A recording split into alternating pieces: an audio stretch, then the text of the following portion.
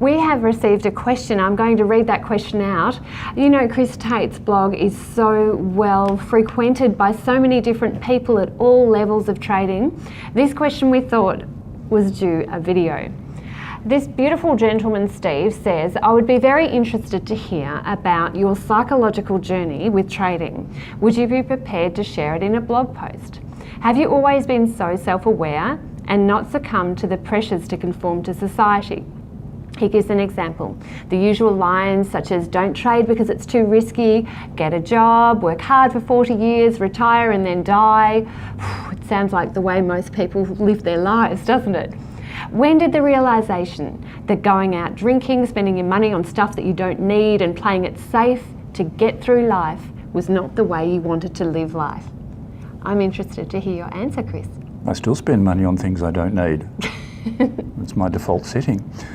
I think, okay, here's my harsh view, and it's harsh view Friday. I actually think that entrepreneurs are born, they're not made. You can't make someone be a risk taker. You can't make someone adopt a contrary view to life. You just can't do that. People who take these sorts of risks, who view life in a certain way, are simply born that way. Now, granted, in some ways they're moulded by circumstance, in that they look at the world around them and go, well, that's simply not for me. Case in point, my existence, my father was brought up in the north of England, where they either went to work in a shipyard or down a coal mine. They also can't speak English. My view of that was that that is not for me. That will not be my life. You don't know what form it will take, but you know it won't take that form.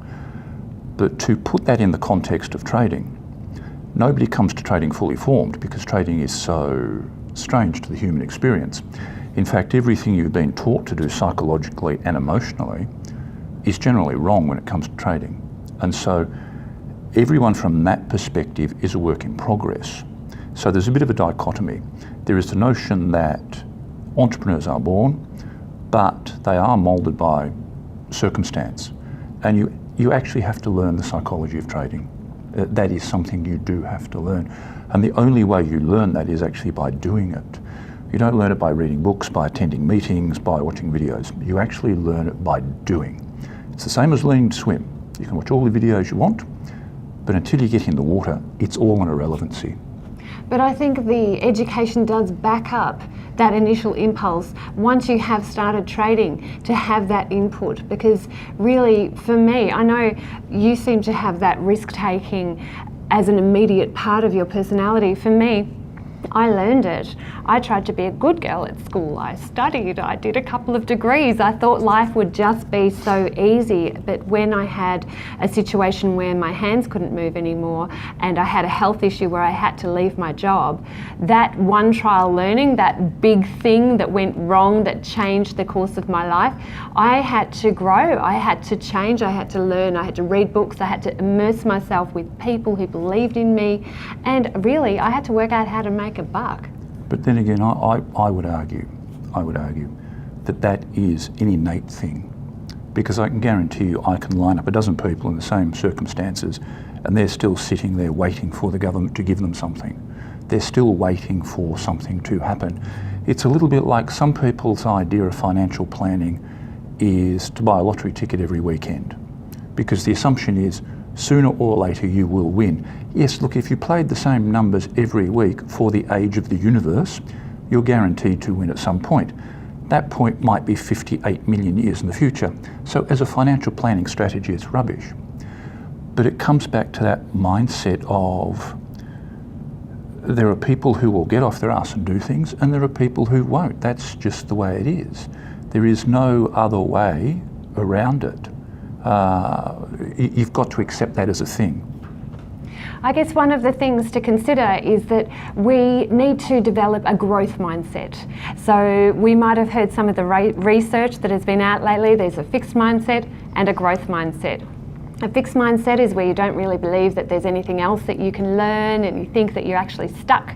Even though you're saying it's innate, you're not saying that people need to have a fixed mindset, are you? Oh no, but I think the core programming of people, the little basic programming that runs their CPU, is by and large fixed. Think of it as a spectrum. There are people who can play sport really well.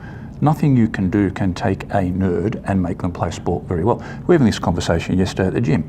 At our gym, there's a mathematician, PhD mathematician, former lecturer at university. On the rowing machine, he looks like an octopus falling out of a tree. He's got no coordination whatsoever. How he does his shoes up is beyond me, but he is academically gifted. His core programming is spatial. He sees the world in a certain way.